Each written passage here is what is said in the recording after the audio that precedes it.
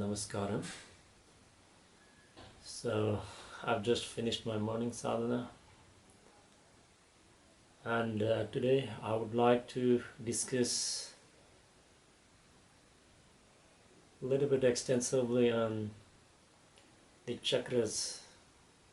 But before we move into the topic, few disclaimers. This is not an instruction or a guidance or anything as such, and this is not the replacement for your spiritual practices or sadhana. You should adhere to them diligently. I'm just sharing my experiences and understanding so that it might be helpful for other seekers. So, if you watched the previous video on mantra, we discussed about how uttering a sound or even thinking about certain sound can actually have impact on your energy body. For us to go to that level, certain kind of awareness is necessary. If your mind is overly active, you will not be able to experience your pranamaya kosha. The main reason being, you may or may not be aware, there are 5 bodies that has been categorized in yoga. The first being annamaya kosha, the food body, and then the psychological aspect of the body, which is known as the manomaya kosha. The manomaya kosha and the manomaya kosha and then the annamaya kosha are very much tangible to everyone, because these are the main important factors we use every day for the survival of the body. So what we refer as the pranamaya kosha is actually just like Sadhguru mentions, it's actually the powerhouse for both the mind as well as the body to function. Or the manomaya kosha and then the annamaya kosha to function. So in Advaita Vedanta or the Laya Yoga or the Kundalini Yoga, the energy body has been identified with several energy pathways, as Sadhguru has also mentioned. You can watch the Sadhguru videos on that one, and then if you have been initiated into Isha practices, you will be fully much aware about what the chakras and then the nadis are all about. Here I want to discuss a little bit differently. So, according to Advaita Vedanta and Laya Yoga or the Kundalini Yoga, it is mostly focused on 7 chakras, as we have already seen in Isha also. So the 7 chakras actually represent the 7 dimensions you can explore.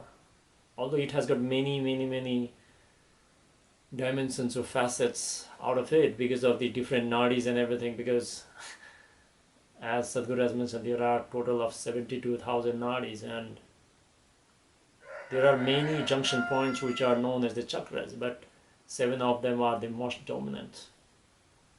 So it starts with the Mooladhara chakra on the base of the spine, and then comes the second one, comes the Swadhisthana chakra, and then comes the Manipuraka chakra just below the navel, and then comes the Anahata chakra just where the ribcage meets, and then comes the Vishnu chakra on the pit of the throat, and then the Agna chakra in the Bhrumadhya, what is known as the third eye place, and finally the Sahasrara on the top of the head. So Sahasrara, as Sadhguru has mentioned, is actually outside of the body. Now, why we call it as like a different dimensions of life is because the chakras are not only available or exist in the human body, but also in other animals also. The only thing is the orientation of their spine, how it is actually determines the possibility of everything. So from the Kundalini or Laya Yoga, or even in Shaivanism, there are three existence. The first existence is the instinctive nature. It's about survival only. So the survival basically means the food, sleep, and reproduction and pleasures, because pleasure and then the pain are the driving force behind the survival. So the bottom two chakras, the Mooladhara and the Swadhisthana chakra, are basically for the survival processes and pleasure processes. So Mooladhara being for the survival, and then the Swadhisthana being for the pleasure section. There are different, the more comprehensive way of looking into the chakras, which Sadhguru has mentioned in the Sadhguru exclusive channel. You can go and look into that one. Here we are looking from different aspects. So, so basically most of the animals, even humans, who are unaware and everything, most of them are actually belong to these two categories of the chakras. And if you move a little bit above, then comes the Manipuraka chakra, which has to do something when your life experience is not good enough just by surviving or having pleasure. You want to do more, you want to see more, you want to learn more, you want to do something in life. So this is where the Manipuraka chakra actually comes into play. And then comes the Anahata chakra, when you have done whatever you want to do alone and everything. Now it is still not good enough. Then you understood that it is by sharing, or it is by connecting with others, you actually become, your life become a little bit more fulfilling. And this is where the Anahata comes into the play. Anahata is mostly associated with emotions, love, and only when you found out that like somebody else is important than you, then only then that happens. So the Manipuraka chakra and Anahata chakra are basically more like human tendencies, because if you look, the animals are also capable of pain and pleasure, survival, as well as the pleasure and everything also, but they are mostly instinctive in nature. Only few animals are capable of feeling emotions, like cow. And so Anahata chakra is more about the creativity. Before we move ahead, let's look into what these four chakras actually correspond to. So the below two chakras are mostly for survival, as we have already discussed. It's very instinctive in nature. The two chakras are actually require a little bit more effort, but for all the human beings, these four chakras are already on in different proportion. They are already activated and they are already on. And because of that reason, some people are more naturally needs connecting to other people. Some people are solitary in nature. Some people are seeking pleasure only. For some, it's just like a sleeping only. So if you look into the bottom chakra in Kundalini Yoga or the Laya Yoga or the Advaita Vedanta, what it is said is the lower two chakras, these chakras, 6 chakras actually, the bottom 2, the middle 2, and up the Vishuddhi and then the Agni chakras, are actually divided into 3 granthis. Granthi basically means knot. It is actually a lot. Okay, so basically the animals has some access to the upper part also, because they are also a little bit territorial, but like it's mostly survival in nature. A little bit of that, a little bit of access towards, Anahata as well as the Manipuraka chakra also. Some of the animals has access to that one, but most of the life forms are only below on the lower two chakras. So because of this reason, like the bottom two chakras are classified as the Bramha Granthi. And this is where the Trinity actually comes in the esoteric form. So the Brahma Granthi is basically for creation only. It's for creation. So pain and pleasure, and then the food, survival, these are all part of creation. And this is one of the reasons that when yogis found out that, the taking a birth and taking this human form is more like a trap, and you have to work out a lot of sadhana, heart-breaking sadhana, body-breaking sadhana to become free of it. They didn't found too much value in taking a rebirth or creating something. So because of that reason, if you look, there are so many Shiva temples, there are so many Vishnu temples in the world. Mostly Shiva in most of the places, even in wilderness or something. But there are like, as per my understanding or information, what I have the limited information what I have, which will always be limited, of course. So there are only 2 Brahma temples in the world. So the yogis found out that the taking birth and taking human form was very compulsive in nature. So because of that reason, like they stayed away from that. So if you want to take an analogy, it can be like this. To sleep in it, you don't need any effort. It is happening automatically. That's how it is very compulsive. The pain and pleasure is also happening by itself.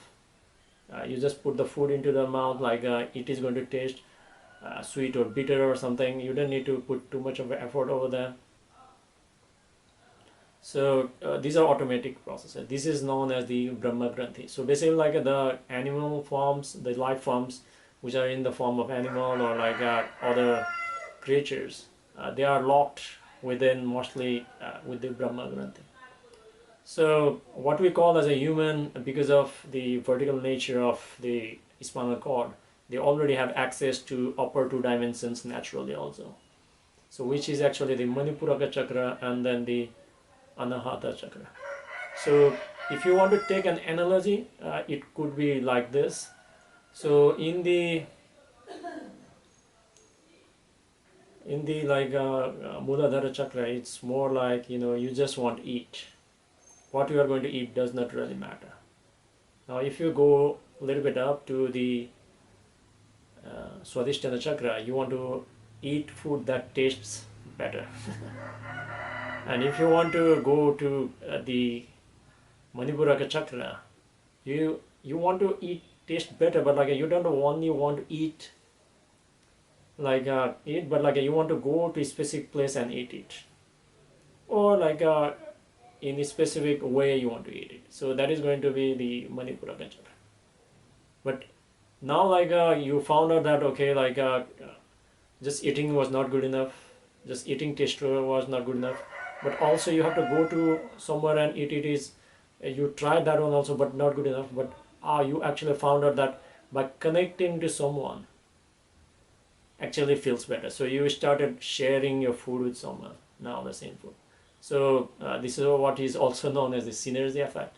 So you were eating a food, it tastes better, but like when you are in a company with someone, it actually feels more better. And this is where the creativity part also comes out of it and everything.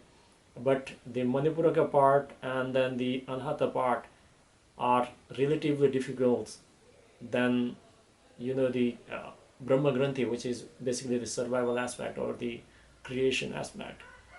And because of this reason, like most other people, not everyone, even if they are humans, not everybody actually make maximum use of the Anahata chakra and then the Manipuraka chakra. This is why like people need lot of motivation. If you already know the limitation of the survival process. People actually become more ambitious, and that is where the Manipuraka chakra comes into the play. And Sadhguru also mentions that, ironically, it is because the Anahata chakra and then the Manipuraka chakra are not very much active in most of the people. This is how we have still be able to control the global warming and the problem in the existence. But I think there's the another side of it, that most of the people has too much Swadhisthana chakra and then the Mooladhara chakra active. That's how like the population is actually booming, and that is where the ignorance lies. So since it requires a lot of effort to go after something which is beyond the survival process, and to connect with someone also, it requires a lot of effort and maintenance is required. This is why these two chakras, the Manipuraka and then the Anahata chakras, are known as the Vishnu Granthi. So this is the main reason that the Vishnu is worshipped, because it is more about the connecting and maintaining and achieving in the world. And if you see like the Vishnu temples in India are far more prosperous than the Shiva temples. If you compare the Tiruvannamalai temple and then the Tirupati Balaji temple, you can see very clearly, very, very clearly.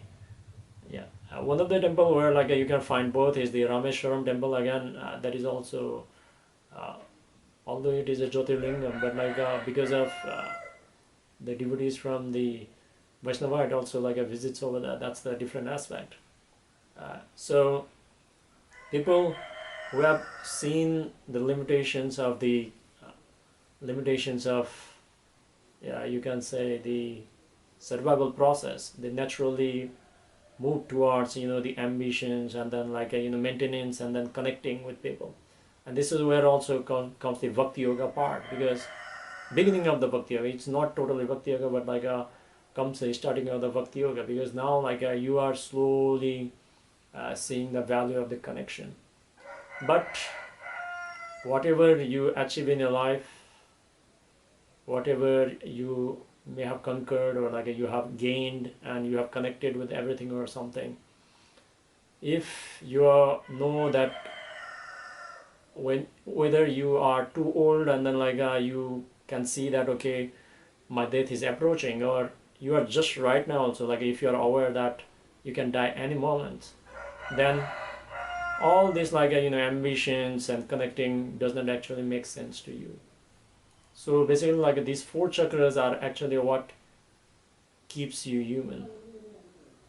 If you have only two at bottom, like it's more animal and instinctive is nature, you are more aware at the moment up to the four chakras, but still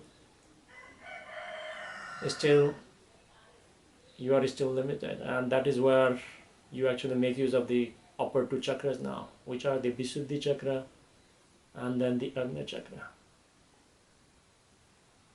So I'll be discussing about these chakras in the part 2 of the video.